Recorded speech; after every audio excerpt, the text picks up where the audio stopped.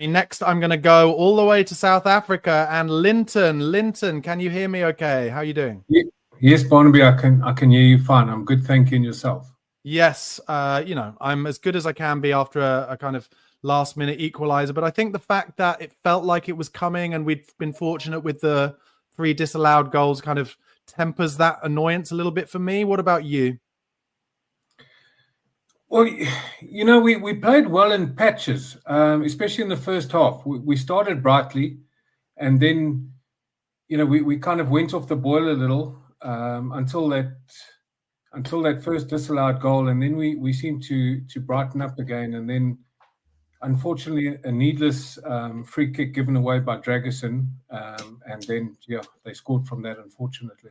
What did you think of Dragusin's and Ben Davies's performances overall? I agree with you that, and I was saying that during the watch along. I did think that was a needless set piece that we gave away then, and that's something that I think Spurs really have to improve on, especially against teams who are going to want to put it in the box, where we can look a little bit, I don't know what the right word is, not leaky, but a little bit less confident.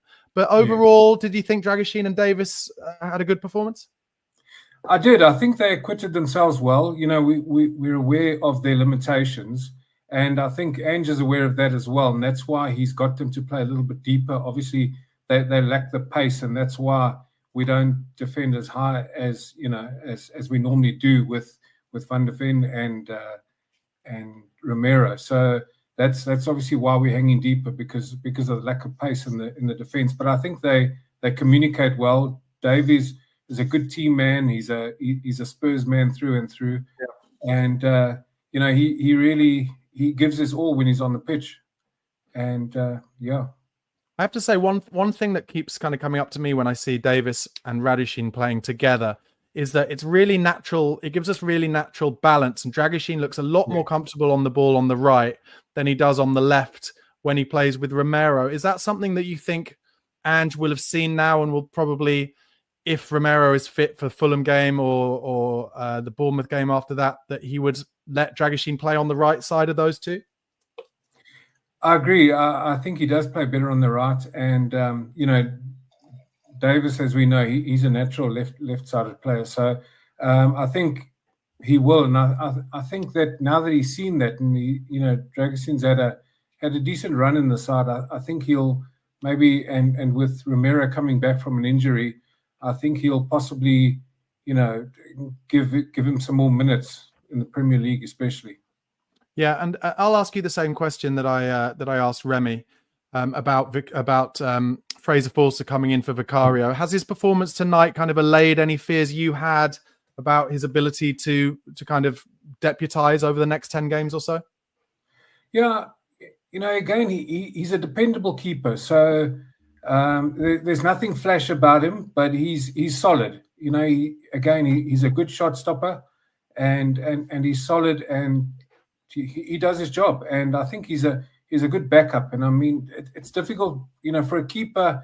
You need to be playing all the time. You need to be saving shots all the time, and it's different from doing it in practice as opposed to being on the pitch. And so, for him to come in after such little game time, he's done really, really well. So I'm quite comfortable with him there. Obviously, he's not Vicario, but he's a pretty good backup. And Linton, how do you feel about where Spurs are at in their Europa League run now? Then obviously we got the first 3 wins in a row, which are looking more and more vital right now. We're sitting 9th in that kind of league table, in which we need to come in the top 8 to avoid a playoff, and we still have Ibrox to go to, Rangers away and Hoffenheim away. Are you still feeling comfortable? I mean, do you feel like if and when necessary, Ange will play the first team in one of these games to try and get us over the line into that top 8? Or do you think kind of he'll still just want to prioritize rotating the squad in these games? I think he may, Ibrox is not such a far travel, so he may play a stronger side in that. He may try and go for the 3 points there and a victory, although it's not going to be an easy game against Rangers. No. And and again, we even in the Premier League, we've struggled with away games. Fortunately, this last weekend was a brilliant away game. But we have this season struggled with away games, and so it's a difficult one, but I do think that he will go strong to try and secure a playoff spot. Just going to go into some of the comments. Mark said, I feel gutted because I wanted a performance like we had at City. We really gave that one away. That aside, Roma didn't give up, just feeling really frustrated. Is that the kind of feeling that you're left with after today? Do you feel a kind of sense of frustration, or is it just one that, listen, these things happen, you concede late goals, and it's a Serie A side. When let's face it, when the draw was pulled out, we were all looking at this game being like, oh, that'll be a big one, and just the fact that Roma haven't had a great start to the season doesn't really change that. Look, I'm happy that we came away with a point, because at one stage, towards the end, it didn't look like we were going to come away with anything, because Roma were really pressing, and then they got the equalizer. And fortunately, it was late that there wasn't time for them to press, because they really had the momentum. Yes, so it was frustrating, but we threw everything into that City game on the weekend. So I think, and the guys did look a bit leggy today. So you can understand, that towards the end that Roma were going to press hard, because the guys definitely did look leggy, especially in the second half. And so I think, it was disappointing when we conceded the second goal, especially after that brilliant save from Forster. I know, but that was gutting.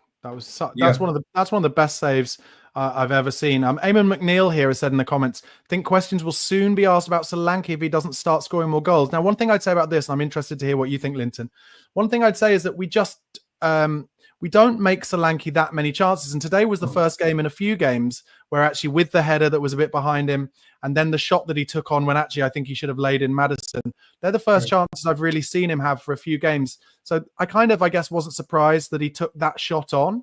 But I personally think his all-round game is so good that I'm not worried about him at all. But how do you feel about Solanke's form?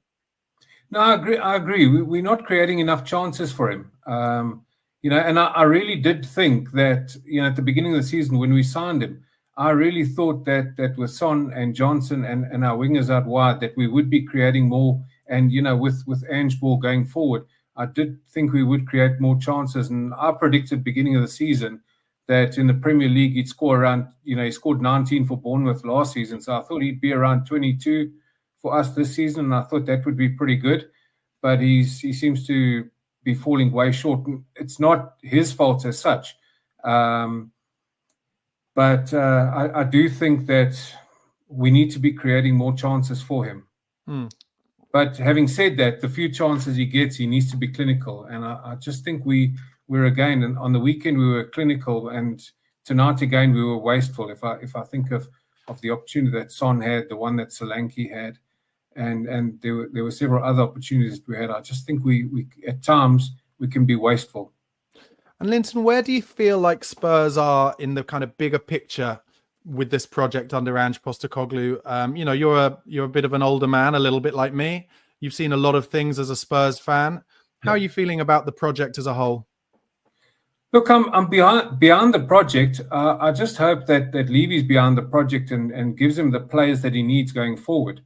So I certainly do, do hope that the board do back him going forward. And one thing I think we're really lacking, and it was evident tonight again, is we need a real leader on the pitch. And I do think that at times we lack the maturity to close down a game, and that was evident tonight again. So, a Højbjerg type player, I know he didn't fit into Ange's system as such, but that kind of leader on the pitch, I think, is what we're lacking as a team. So, I'd really like us to get a leader, somebody who can really take the team and lead the team and guide the team, especially in situations where we need to shut down a game and just if we're 1-0 up or 2-1 up, and when it gets close. So I'd really like to see that.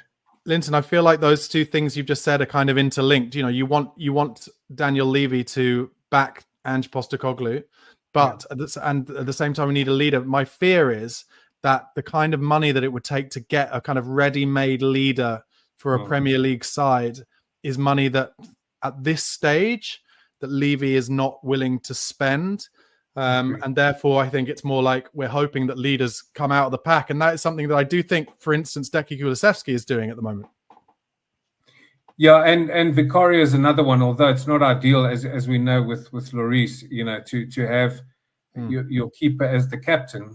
He can certainly lead the backline, but, as a captain, it's very difficult. But you need somebody.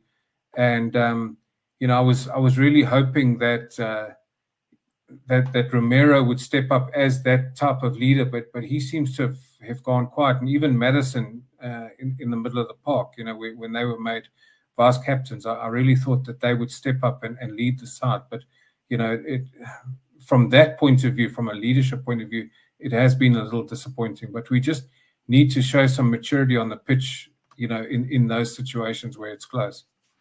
Yeah, so Karen Bevan in the comments has said this. We didn't lose, so that's okay. We'll win against Fulham. People forget this team is still in the building stage. Winning games is not a given thing, and it takes a lot of work and preparation. And we'll get it more consistent. We need faith, and I think we'll get there. I mean, I feel like Karen there, and thank you, Karen, for writing in. Karen is glass half full, as I feel like both you and I probably are, Linton. And I do think, listen, I think it's really important as to how other people, both other fans and other managers, and also the media, how they feel about your side. And I really remember one of the best things about watching Spurs and being a Spurs fan in the peak Pochettino era was how people in the media, the pundits and the commentators, and also other fans had to kind of almost, without wanting to, admit that watching Spurs was really fun and really enjoyable. And I feel like we've got that back. And I think that is like the key part of it. And all of the rest where we're building towards consistency to enjoy that with, victory after victory will come as long as we're patient. I feel like Karen feels that, and you feel the same, right? I do, absolutely. Look, it is a building phase, and I think Spurs fans have been starved for trophies for so many years now that we're expecting instant success, but unfortunately, it doesn't come. So we have to. It's part of the building phase. As Ange said recently, he feels that we're a better side this season than last season, and it's just to now get that consistency. As I say as well, get the right leadership on the pitch, and then it's step by step. If we can just each season make progress, and by next season, it'll be the third season that Ange is in charge. We should really start seeing sort of those building blocks in place, and things start getting better. So, yeah, I do think that by next season there should really be some major progress. Yeah, and I think what Patch Thomas is saying in the comments kind of is similar. It's great to watch this team. We play some champagne football, like in the build-up to the penalty, but we make childish errors. And for me, that's stuff that will be ironed out as the squad grow older together and stuff. And listen, I know this is a much talked about comparison, but, Mikel Arteta finishing 8th in his first 2 seasons with Arsenal as they tried to take out the kind of dead wood and bring in the younger players. And sure, they had moments like winning the FA Cup. And listen, I do think, Spurs, it would really help Ange to win a trophy this season, obviously. But if we can stay patient with him, then we can get the kind of really up there and get as close as maybe Arsenal have done, and maybe even push on past them if Man City struggle with, well, they're struggling at the moment anyway, but certainly if they struggle with the 1-1-5. I just want to ask you, Linton, before I let you go, Fulham at home at the weekend. Obviously, we have a history this season of bouncing back from big wins in the Premier League with disappointing losses. Yes. How do you think that game's going to go?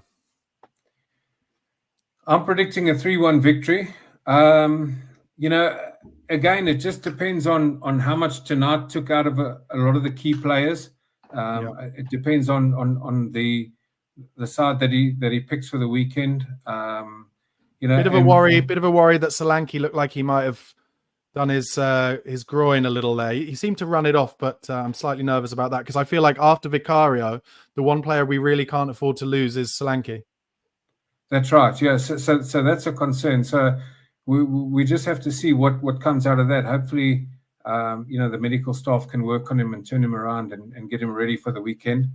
And Son also played a lot of minutes tonight again. So he's getting on. So his minutes have to be managed. So we'll just see if he can, if he can recover physically for the quick turnaround. But I think Fulham are going to be up for the game in that, they were beaten heavily on the weekend. So I think they're going to be up for the game. But, I think we'll have enough quality there to beat them. Top man, Linton, I really appreciate you calling in. Thanks so much. Hopefully speak to you again maybe after the Fulham game. I look forward to it. Thank you, Barnaby. And I just want to say before I finish, thank you for the commentary on the watch-along. It was really great. Mate, really I really appreciate that. As you know, I've just started doing them for Chris's channel. I'm going to be doing them for all the games. So keep watching. And actually, a good time for me to say, for any of you who'd like to appear talking to me after a future watch-along, email tottenhamfanchris@gmail.com. That's tottenhamfanchris@gmail.com. And we can talk after a future game, just like Linton and I have talked today. But Linton, hopefully speak to you after Fulham. And enjoy the rest of your South African day or night. Thank you, and you too.